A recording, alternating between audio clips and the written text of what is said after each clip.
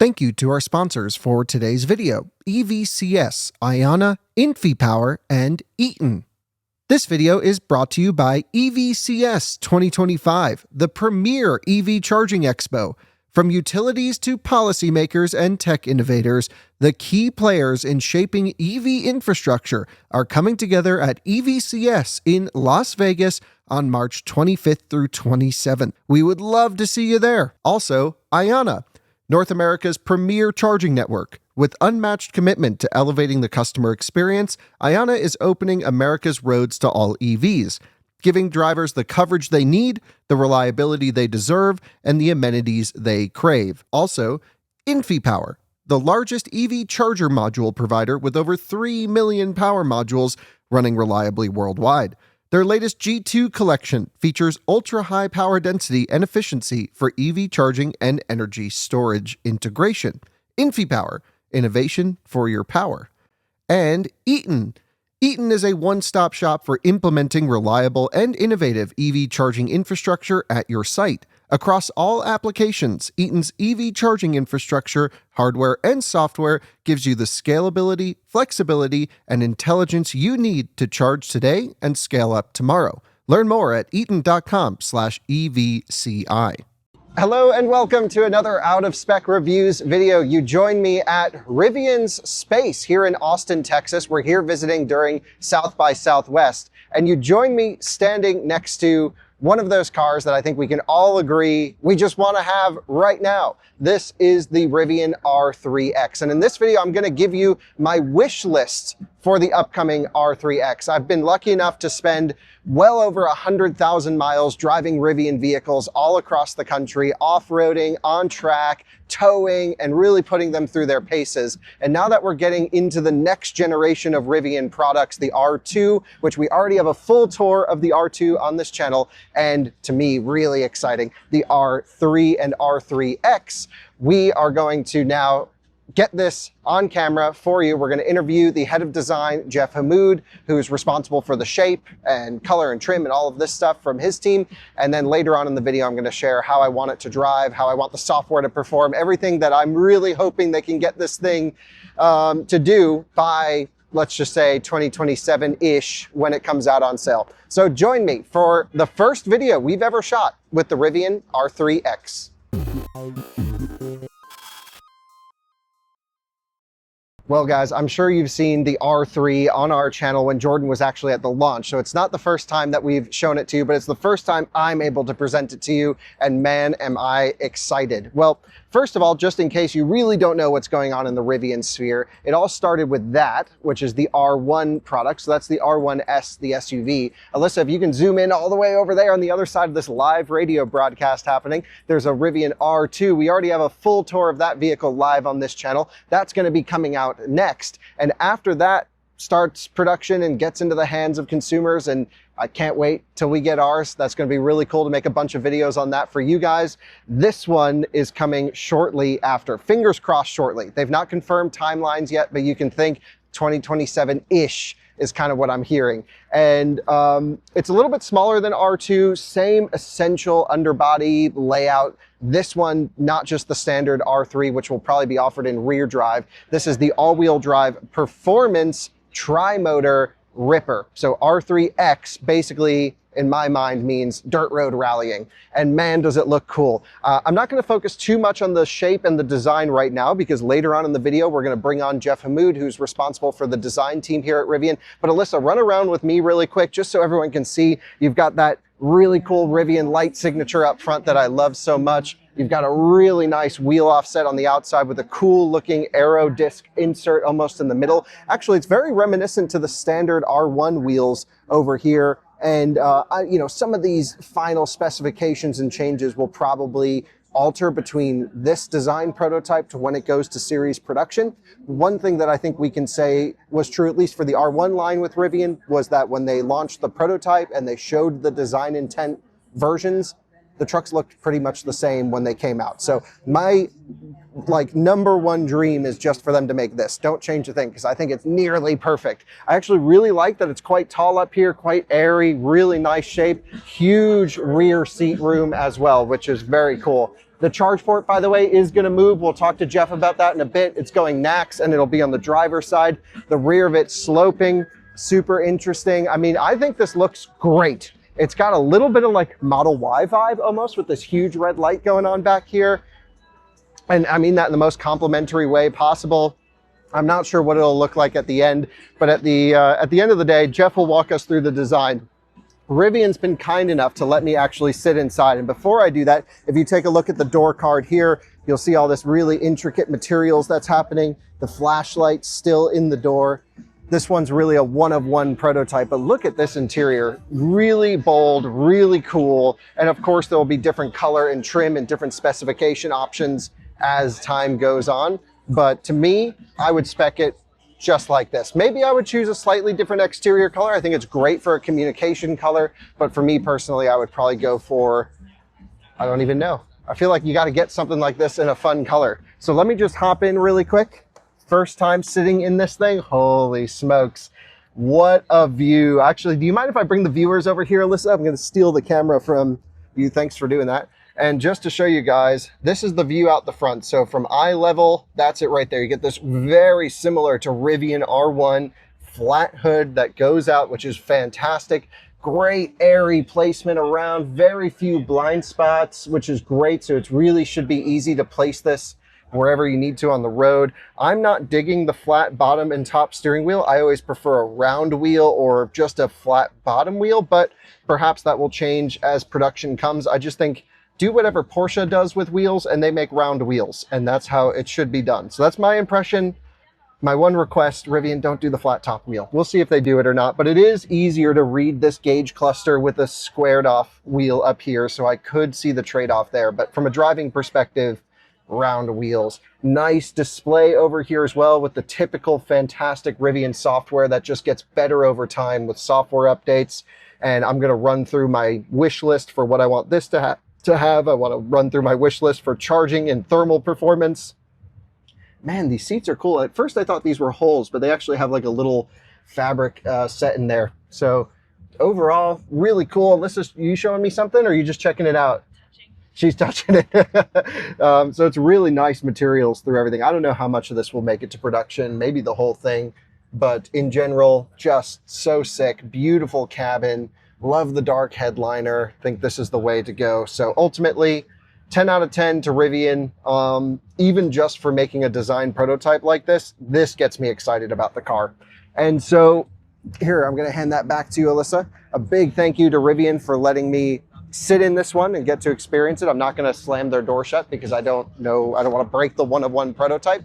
But ultimately, I think what we should do in this video now is just run through a quick conversation with Jeff about the design topics. He's going to share a little bit of details on what needs to happen for the European version, because with R2 and R3, these will actually be global products and sold in other markets outside the US. So there was a lot of European regulation stuff that needs to happen. And then, of course, it'll all be chapterized. But at the end, I'm going to basically give my request, my dream of the targets that I want the vehicle to hit from a performance standpoint, from a software standpoint. And I hope some of you guys will agree with me. And if you don't, please leave your wish list in the comments below. I think we're still early enough where Rivian can make some changes, especially when it comes to driveline performance and it comes to the tuning and characteristics of making the vehicle drive like what a Rivian should drive like, whatever that happens to mean. So let's leave the wish list down below. I know the Rivian team is going to read the comments, and I'm sure you guys already know half of what I'm going to say. And that way, when it launches, and if it doesn't have those things, then we can say, hey, at least we asked for it. So let's go chat to Jeff, and then we'll head back to the studio at the end of the video to give you the wish list. Well, guys, I'm here with the R3X and Jeff Hammoud, who's responsible for the design at Rivian. Jeff, welcome. Thank you so much. Thanks for having me. So you've been on our channel before. If you guys remember when we did the Gen 2 launch, we talked all about the different wheel designs and a bunch of other stuff. This is really the first time I'm spending some time getting up close with the R3 or R3X. Some of my colleagues got to go to the launch event when this was unveiled, a surprise unveil, super cool. Yeah. So, I mean, you had to do R2 and R3 to be presented to the world at the same time. Was that something that was intentional? Was that planned? Was that hard? Yeah, it was absolutely intentional. And the reason why was we knew, and it's kind of like, I call R2, it's a little bit of the obvious answer, but it doesn't mean the obvious answer was the wrong answer, because really what R2 was taking everything we love about R1S, distilling it down into a smaller package and getting it at a much more affordable price. So that's really the vehicle that will help scale the brand. But one of the things we wanted to make sure that we're doing was like, hey, how do we also show how the brand can expand and go into different sort of segments and also just different form vocabularies as well. And it was interesting to read, like a lot of the speculation online was like, hey, Rivian's going to do a smaller truck. And I think a lot of people were surprised to see R3 come out. Yeah. And I hope you agree, but it's definitely very different than what we normally would have done, but still feels distinctly Rivian. And when we worked on it, the thought was like, how can we create something that's a different segment that is not only great for North America, but can really help expand our brand as we go into Europe, for example. Well, it brings up a good point, because there's going to be a standard R3 and the R3X, which is this one. So you're going to have one that's sort of, do you consider it a hatchback? What segment is it in? I love that you said that, because the goal of this really was, I remember a very early conversation with RJ about what do we define this vehicle as? Is it a hatch? Is it an SUV? Is it a crossover? We really want it to be one of those things where you can't really say like what it is, and it's just an R3. Yeah, and that's really hard in that segment to find something that is sort of a unique sort of silhouette, a unique sort of proportion. So no, I honestly, I wouldn't say, we just want to call it an R3. Yeah, because if you guys come down the side, we'll move over this way a little bit, but it feels like bigger than a Golf. Oh, it is, yeah. But smaller than R2, obviously. Yeah, the size roughly, for reference, to give some comparable products, is probably like an Audi Q3, Volvo XC40. Yeah. But what makes it really different than those is, one, it scales it down because of big wheels and tires, which, visually scale it down, but then they're really short overhangs. So it helps us because like the overall length of the vehicle is nice and tight, but then you get really great second row leg room, and the occupant package of it is bigger than you'd expect for how it looks on the outside. So is this the locked sort of design, in a sense, where this was debuted over a year ago now, and we all don't want to see anything change? So are there, what in your impression is going to have to change, if anything? Well, it really depends on when we talk about like what markets, right? So some things will have to change just based off of Europe, for example, for Ped Pro, but really it'll be slight modifications. We really want this car, is like one of the things I was just talking about you earlier with, is like for us, when we show a product, we want to make sure that what we're showing is super close to the production version. And when we showed R1 in 2018, from that concept that we showed, which is more of a pre-production model, to what we released, it was virtually the same. In a lot of ways, it got better. I'm happy to say, the design team is done with all the surface releases for R2. Great. And it's the same thing where it looks just like we showed, but in a lot of ways, I think it got better. Yeah, so little massages. Little massages here and there, little feasibility things here and there that we'll have to adjust. You know where the charge port's going to be? The charge port will end up moving it to the driver's side, like we did on R2. On R2. Yeah, so it'll be over here. Yes, correct. Cool. That'll be sweet, and it'll be NACS, of course. Yep. Which will be cool. Yep. Let's run up front. So maybe you can start up front, and I mean, you and I know each other. I'm not a design expert. I defer to you on the design topics. This Rivian sort of pill-shaped headlight thing, to me, works so great. It's got a distinctive character. You can see him coming up. Just the intricacies of all the little lines inside the headlight units of the series production R1s and now this. I'm surprised you got to carry that over to here. I think it works perfectly, but is this something that we'll see on every Rivian, or what's the ethos behind the lights? So when we looked at the front end of the vehicle, even when we're dating back to R1, it was really trying to come up with something that was, very, I hate to use the word because it's overused, but iconic, something that we really could build off of in the future and really hold on to something. And to me, that's really the stadium shape. Now, what's around it, I think, will change and evolve as we go over time, but we want to have something that we can really build off of, and that's one of those areas that we think is really key to our recognition of our brand. And one of the things that I really try to allow people to sort of think about in design is if you can close your eyes and still remember it, then you're onto something. Like if I can tell you, Kyle, can you, without even looking at one, could you draw this front end to someone very simply? Even if you can't, even if you're not artistic, I think you can easily draw that. And that's something that I think is, for us, is like we found something, and how do we evolve it? So there are subtleties too that I think when you look at it next to an R1, which we have over there, even if you just look at the stadium shapes, the difference is the R1s are a lot taller. Yeah. They're also more narrow. So on the R2 and the R3 even more so, we've really sort of shrunken them down and then made them a little bit wider. So it has evolved from what we had on R1, and this is slight change that you see that changes the proportion and matches it. Because you can imagine, like with R1, we've got a much bigger front end, the vehicle's bigger. Yeah. So with this, we want to really just make sure it fits the overall scale of the vehicle. Yeah, and I mean, you're obviously spending the time to get the body in white around the headlight design as well. So you have this clamshell sort of action going on, which I think looks cool. And a lot of this here, which is the same thing we did on R2, is this main feature line that you see on the side of the car was really done for pedestrian protection in Europe.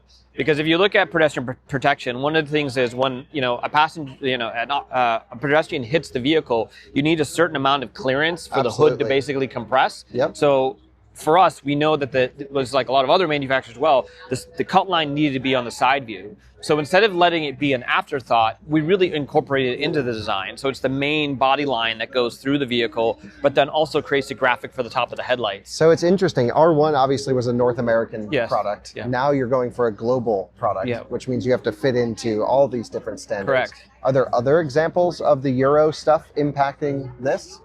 Yeah, there's a front end. A lot of the pedestrian protection stuff, will be a challenge that we have to work around. Earlier you were asking me about wheel offsets, which you love. Yeah. That's such an important thing to me as well. I mean, how the car sits is just so important. Yeah, you nailed it on the new quad motor with that sport tire. How it just sits right out there. And that won't actually work for Europe. Right. So because there's different tire coverage zones you need to meet between US and Europe.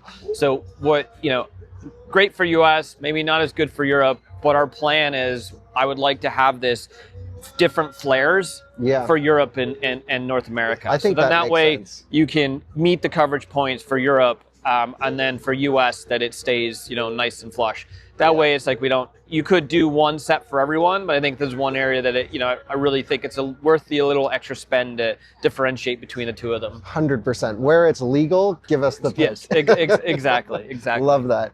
Tell us about what's going on with the windshield, because now just looking at this sort of like upper section of the vehicle, it is quite tall. Like this, from here to here, it's not like a chopped or a hot rod situation. Yep. It's very airy, but still sporty in a sense. And the wing in the back on the R3X is super cool. What's going on with this section of the car? Well, I think you touched on something that you said, like it's very upright. You can see a lot of visibility, but sporty. I really think that's the personality of our brand. If you look at our brand, I like to describe it. We have a Dr. Jekyll and Mr. Hyde personality between off-road capability and on-road capability. Absolutely. And every one will have a different sort of lever that they'll pull. We have this really nice drawing in the studio. It's a little chart that we have where it's a picture of a mountain. And at the top of the mountain, we have R1. And as you go down the mountain further, there's like, R2, then you've got like R3X and like R3, and all of them will have some level of capability off-road and on-road. So when we were looking at this vehicle, well, one thing is just like being in a car that's like, does feel airy, spacious, allows you to put things in it, but also really great visibility as you're looking out of the car. So we purposely do lower belt lines. Like, the adventure, it shouldn't just be inside the vehicle. It should be really what you're looking on the outside. So being able to see some of that. But really what drove the inspiration for this car is when we thought about this like dichotomy between off-road and on-road capability, we thought about like, what is the perfect segment for something that is great off-road, like going quick, but also dynamically great on-road. And the thing that we thought of was like soul of a rally car. So some of that inspiration drew from Group B rally cars. Yeah. And I think there's like, I've read a line with the comments on this. There was a lot of, it kind of looks like this, it kind of looks like this, it kind of looks like that. Which was somewhat intentional, but I also don't think it looks exactly like something. We're not trying to be retro. That's not the goal. Sure. Like pulling in a little bit of that nostalgia from those vehicles, but doing it in a way that's unique and fresh. And Group B was the best era of rallying ever. So, exactly. Let's just get a modern Group B electric Ripper. And it's awesome to see just comments from people, like the people who are really into cars, like, traditional car guys, like gravitating towards it probably because of that connection. Yeah. But then people who aren't at all, also loving it. So I think that's a good thing. So not so much about the car, but a question about what it's like to work for Rivian. You come from obviously a big background of massive corporation, coming now to a, for years you've been here obviously, but how easy is it for you to make your design become a vision? I mean, it's a whole team, of course, but I feel like you have so much more creative freedom over here. Absolutely. Not just on the vehicle design itself, but like what our software can do and how we really work at the beginning with, Wasim, our chief software officer, together to sort of define, if this is a software defined vehicle, how do we start to create some of those experiences from the beginning, even the controls on how we do things. Yeah, and Alyssa, if you poke the camera inside too, you can see you've got the cool, we've shown this in the R2 video, but just the whole different interaction points. And I'm just noticing now too, different steering wheel than R2. Yes, yeah, we want to make it a little bit sportier. Same thing with the seats; they're a little bit more aggressive. So R3, the X version being sort of more the more aggressive version of it.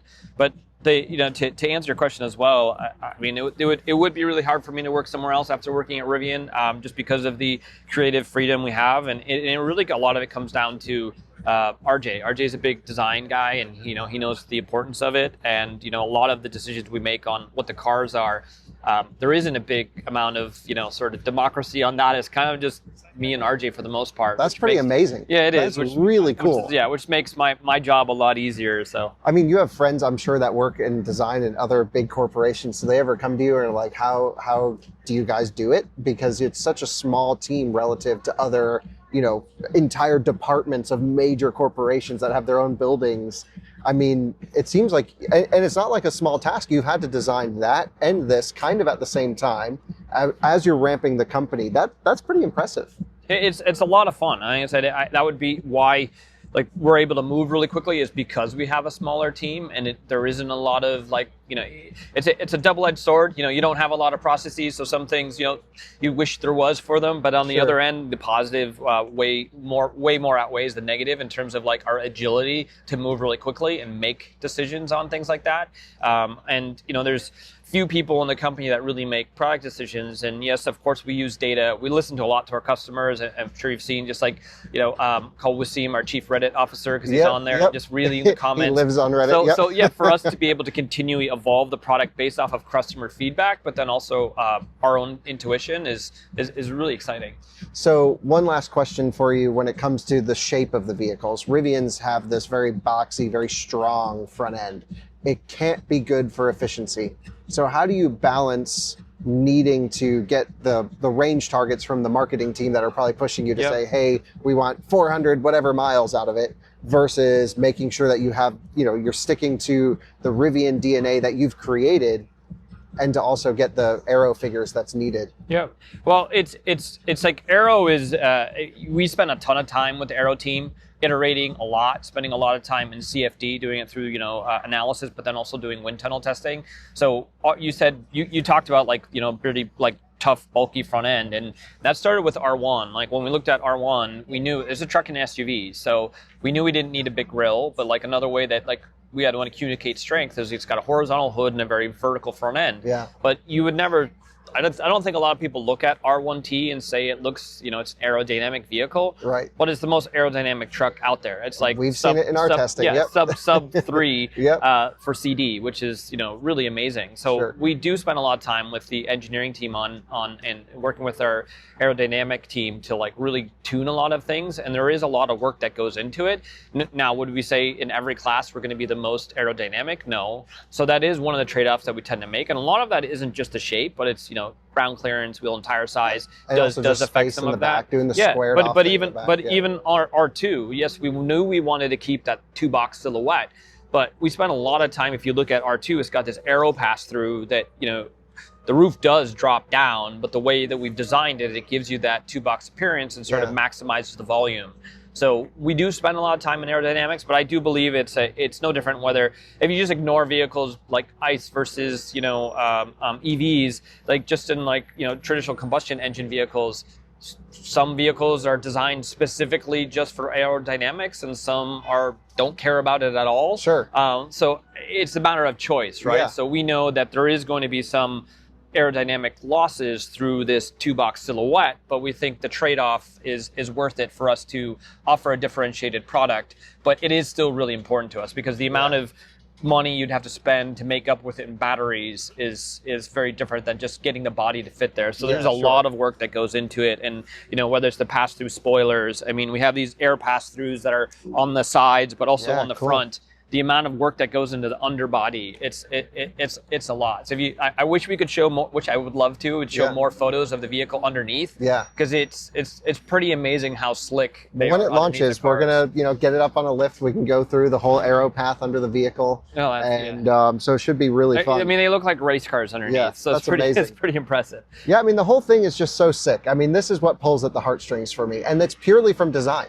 And it's so cool that it can do it, where, I'm always tend to be focused on, okay, charging performance, powertrain driving, handling stuff. But when I look at this, I go, even if it drives terribly, which it's not going to, still a cool car. And that really is, I think, one of the biggest points with what your team has been able to do is to make cool looking vehicles. Well, thank you. Yeah. So thank you from my side, because I have one. Love it. Love the way it looks. It's very cool. I'll leave it to you to kind of end this segment, maybe to the viewers, if there's anything left you want to share with us. Obviously, I can tell you've got a similar sort of roof rack system that's something. That's something we would definitely wanted to carry over. We've got the flashlight in the door, which is something we want to continue to carry over for the sim. There's key touch points with Rivian that we want to carry over from our other brands, but really the challenge with R2 and R3, which is different than R1, which we've talked about before, is like R1 was really designed through through addition. Like, how many things can we throw at it? And knowing that these cars need to be a much lower price point, it's like,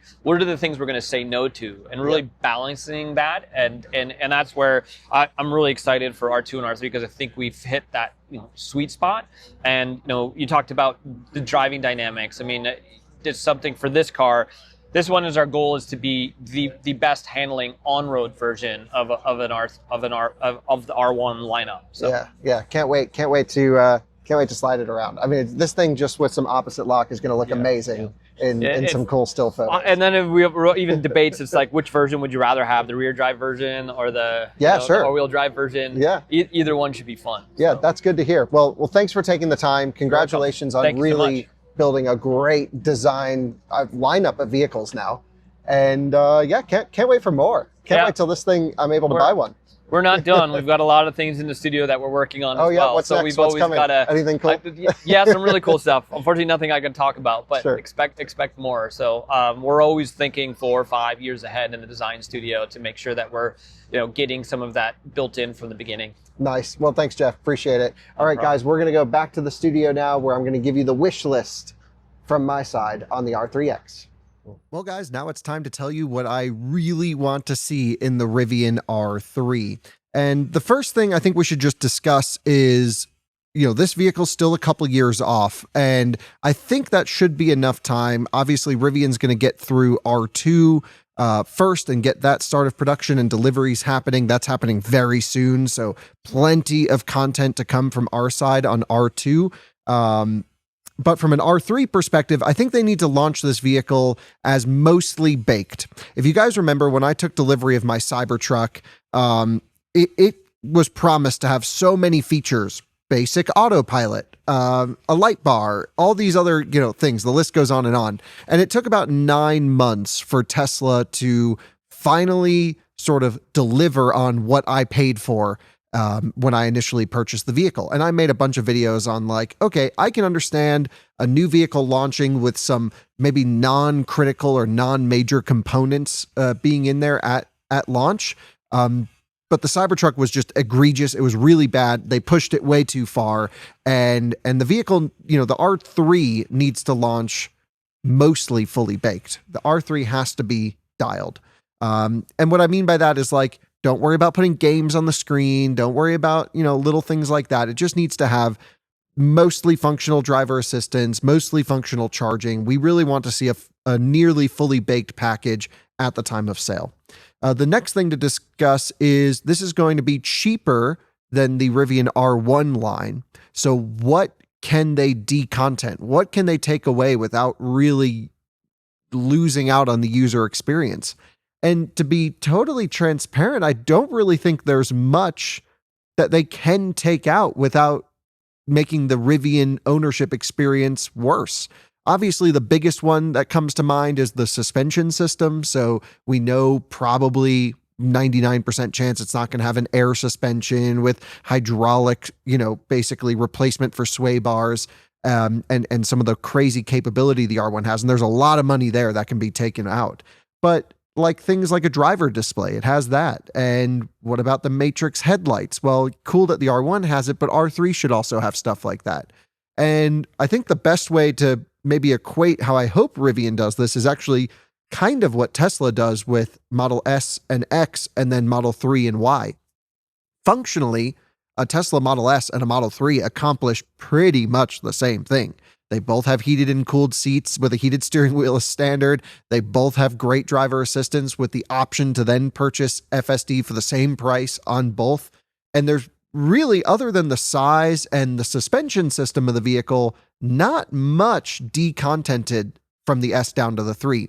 And in fact, the Model 3, in my opinion, is a better car than the Palladium Model S. And I think we might see something like that with Rivian, where they've had time to, get through the next iteration, the next generation of products. R2 and R3 are going to be pretty similar, like we discussed. And it's very possible that R2 and R3 will be of higher quality with better baked features than even R1 was. I hope that's the case, because I really don't think they can take much out of R1 and try and get the price down that way, because people really do expect a highly contented vehicle, even as standard these days. And I think that's going to be kind of an interesting topic. So I'd love to see what you guys think in the comment section below as to what can they take out of the R1 that won't really ruin anyone's day. And I think it just mostly comes down to suspension. So anyway, I've broken down my wish list for the R3 in terms of software, infotainment, and tech, charging battery and range, drivetrain, and then interior topics. So let's start with some of the software and tech. And of course, I really want you guys to leave comments on what you'd like to see in there as well. And what's interesting is most of my wish list actually does transfer over to R2 and also R1 for next generation improvements. But I'm trying to come at this with the viewpoint of this is a vehicle that's going to compete with a Tesla Model Y. It's going to compete with a Hyundai Ioniq 5. It's going to compete with, Mustang Mach-E, that type of thing, maybe even a bit smaller and sportier. It's going to be interesting to see that R2 versus R3 crossover. And a lot of this does go for R2 as well. And if you like this video, maybe I'll make another one for R2. However, R2 is kind of pretty much done. Everything's pretty much locked. There's more time for them to get stuff right for R3, which is why I'm trying to get this video out now. And I don't know if they'll watch it or if it'll help, but fingers crossed. So first thing from software, snappier response, especially seemingly in the Gen 2 R1 vehicles. You hit a button and it just takes like a little bit too long to load. A lot of you guys know I've been playing around with some Chinese cars and bam, bam, bam, bam, bam, everything is instant. I really hope that's the case.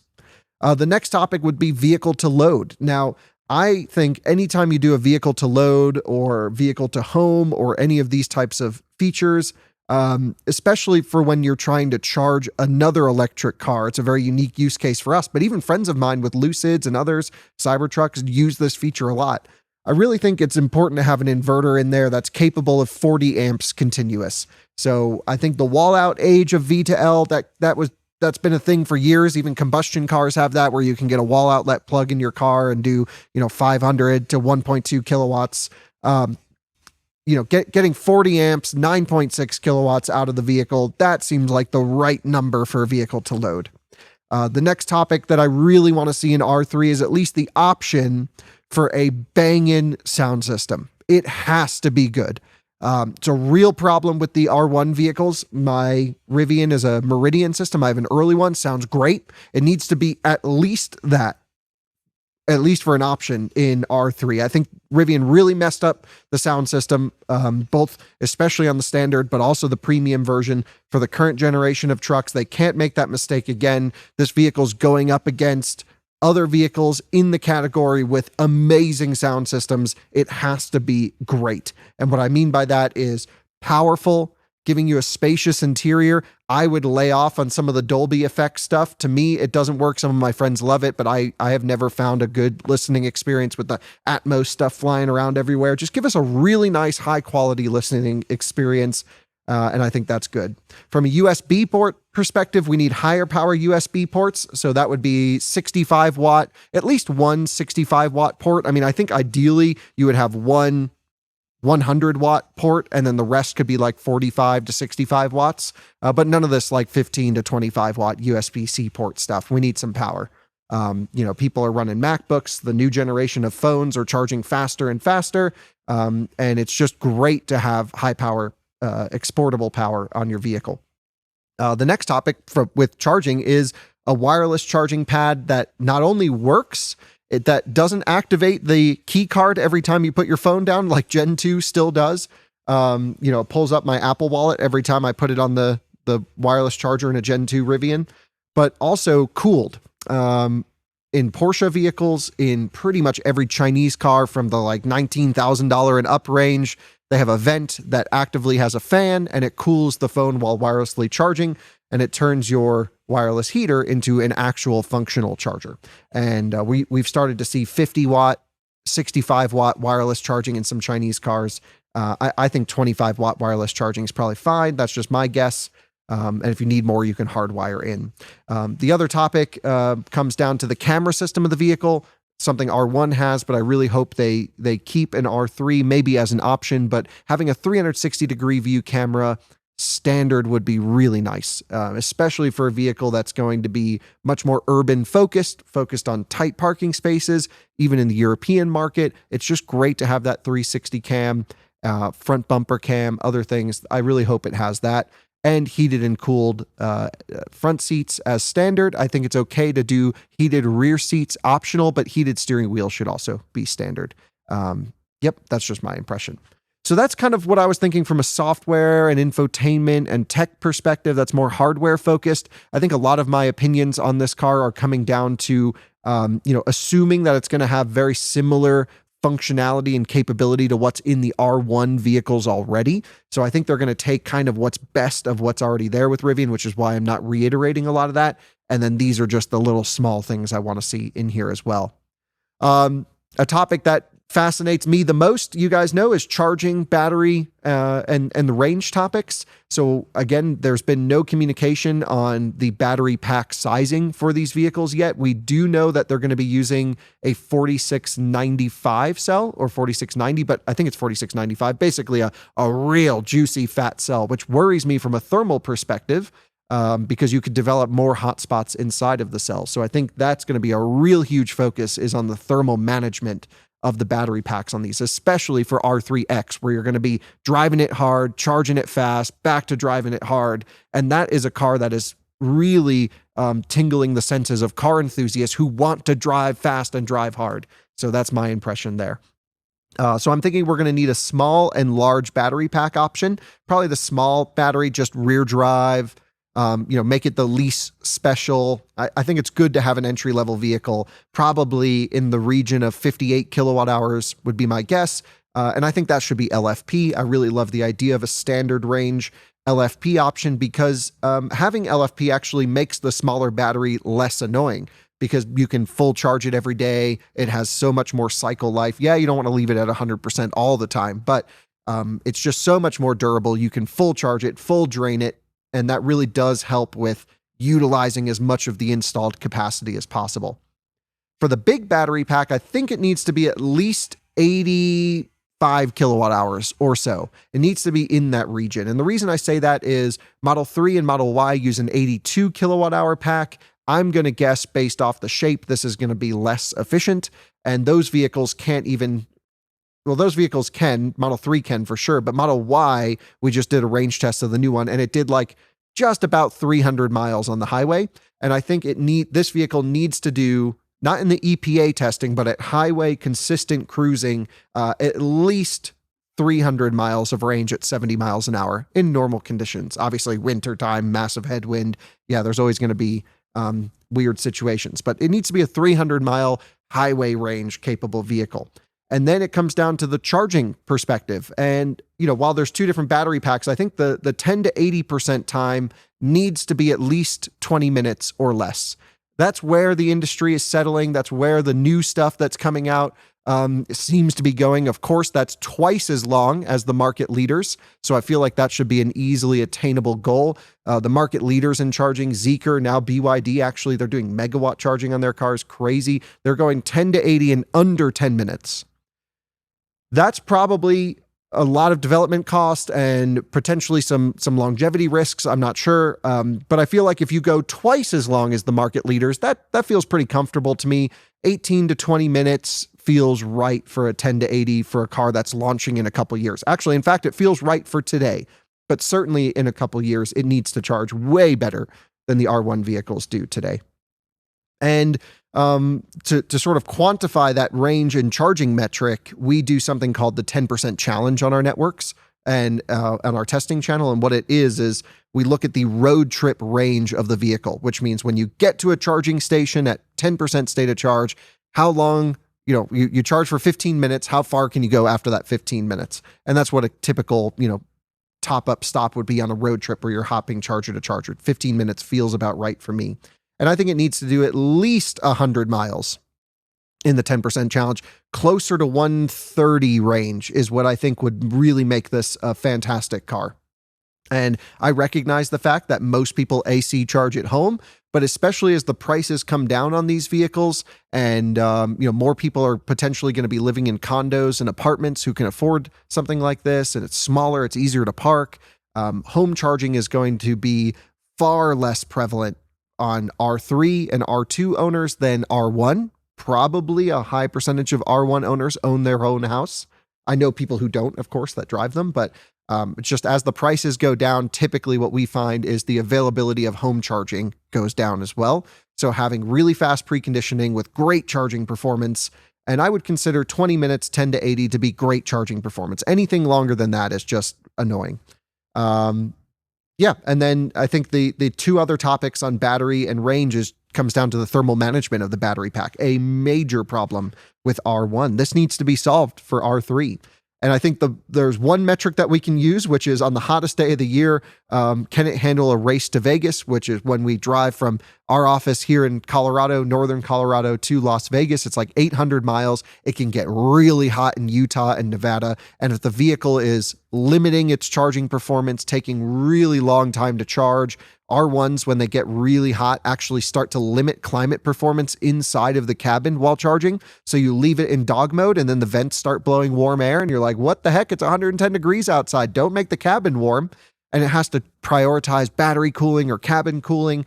This needs to just have all that figured out. It just needs to be able to handle back-to-back DC fast charging sessions with moderate driving in 110 degrees Fahrenheit or cooler. I think if it's north of 110, when you get those 120, 130 degree days out in Death Valley or whatever, okay, I think it's fine for the car to derate in those situations. Still, we would prefer not.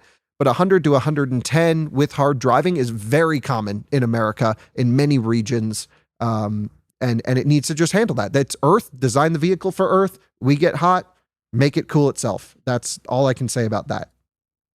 From a drivetrain perspective, moving on, it sounds like the R3 will be available with 3 different drivetrain configurations, which seems like a lot of complexity to me and probably not worth it. But here's what I'm thinking. They're going to do a single rear drive, which is the right way to do it. I hope it's rear drive, not front wheel drive. It should be rear drive.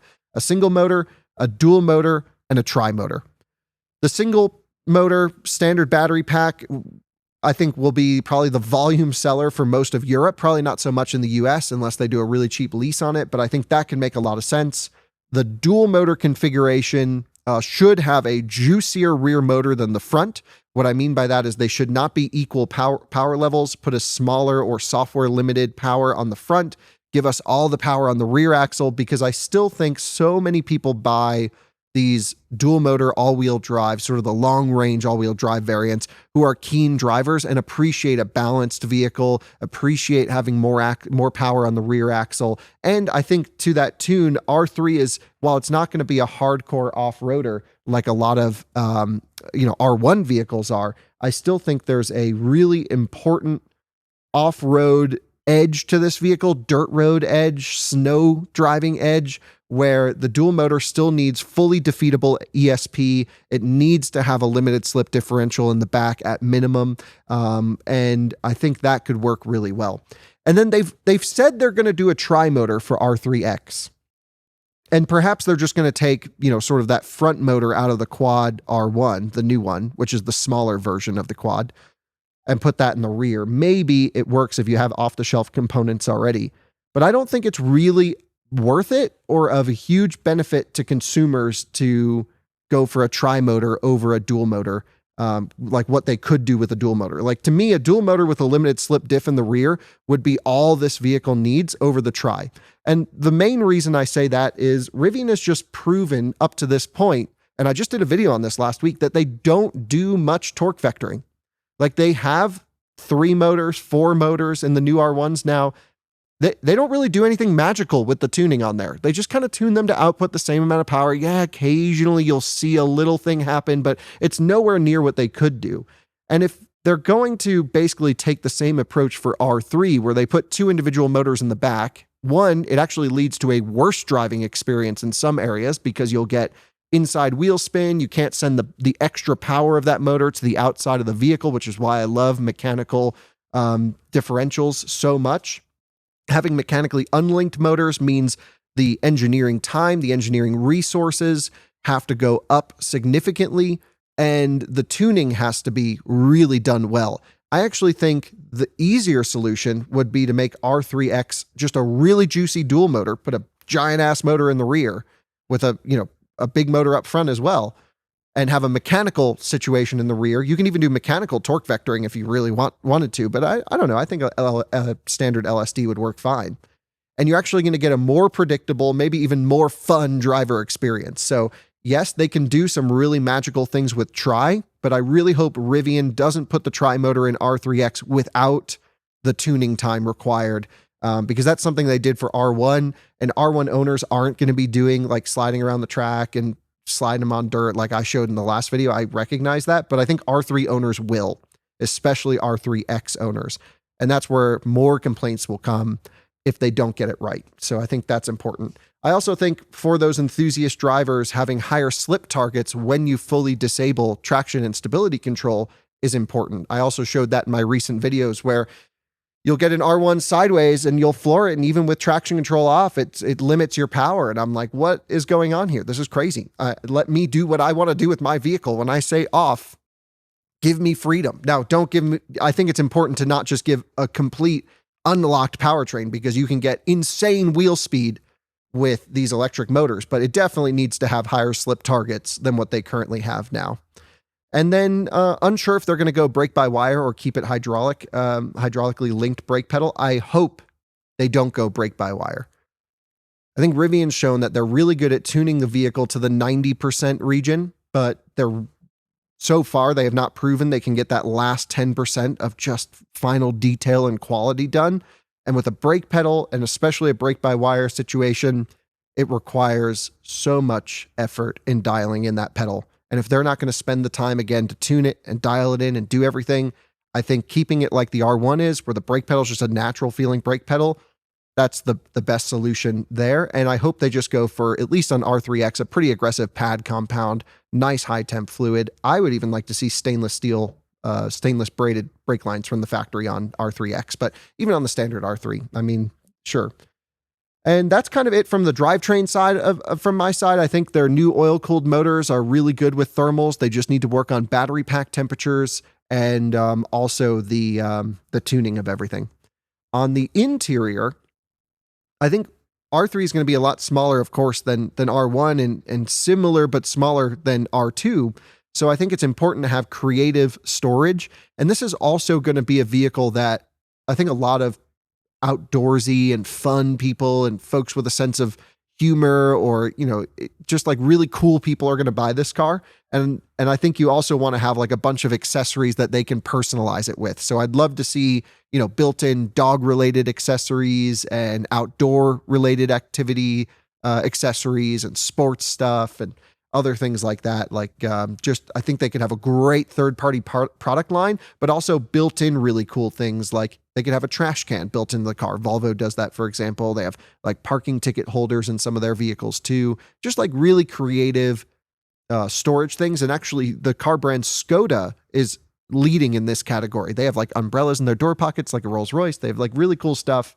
And so I hope we see more of that little attention to detail, more quirky and fun related accessories would be amazing. We'd love to see some glove boxes in there. I'm sure it's going to have it because R2 is going to have it. So glove box for sure. I think reducing cost is also going to be a real, they need to make a great product at a lower cost. And R1 and R1S and R1T are already a great product at a relatively high cost. But I don't think they can get much worse than that. So I worry that Rivian has potentially they could just fall into the trap of really making this thing feel not great. And I don't think they can do that. And one of the things we've seen car makers do to reduce cost is actually start to remove window switches out of the vehicle. Volvo EX30 comes to mind, ID4 comes to mind, where there's, an up and down for the front windows, and then you have to then select a rear button, which then those switches do the rear windows. We need 4 individual window switches on the driver's door, none of this rear button stuff. I have no indication that Rivian would ever do this, but it can't make it into that car because it would ruin it. It's really a problem in those other vehicles. One note from Alyssa is actually rear vents. She would love to see, maybe as part of a climate package or even a standard would be amazing, at least rear vents that have the ability to blow a lot of airflow to the back of the vehicle. A lot of people bring their dogs with them. Of course, we imagine it will have pet comfort or dog mode or whatever Rivian calls it, because R1s already have it. It's just a software thing, but we really want to see strong rear vents that can keep the back of the vehicle cool in the summertime for your pets. And I think from a color and trim perspective, they're really going to have fun with R3 with really quirky and nice interiors. And I can't wait to see what they do. And I'm always a fan of light color interiors. So I love the Ocean Coast from the Rivian R1 line, but I think they should all have dark headliners in this vehicle. Dark headliners, glass roof will just feel so much better than having a light headliner in the R3. So those are some of my wish lists for the new Rivian R3. That's what I'd like to see from this vehicle. I'm curious to see what you guys think. And Rivian, if you have, to make any decisions, feel free to think about the enthusiast consumer, because even if someone isn't an enthusiast and ends up buying the car, I think they will still appreciate the attention to detail, the real hardcore focus on driving dynamics, on thermal benefits, especially with charging. And overall, if you overbuild the vehicle a little bit, I think it will help in the long term. But of course, engineering a car is a sort of stretch of cost and time and resources versus what's really a customer benefit and what's not. And, that's their decision to make. But I'm always on the side of get that thing pretty dialed in before it goes on sale. And can't wait to drive it. Can't wait to do more. A huge thanks to Jeff for joining for this part of the video as well. Thanks to Michael and Tanya at Rivian for helping arrange for us to shoot this one for you. And with all that said, I'm out. Thanks so much for watching. See you in another one again soon. Bye-bye.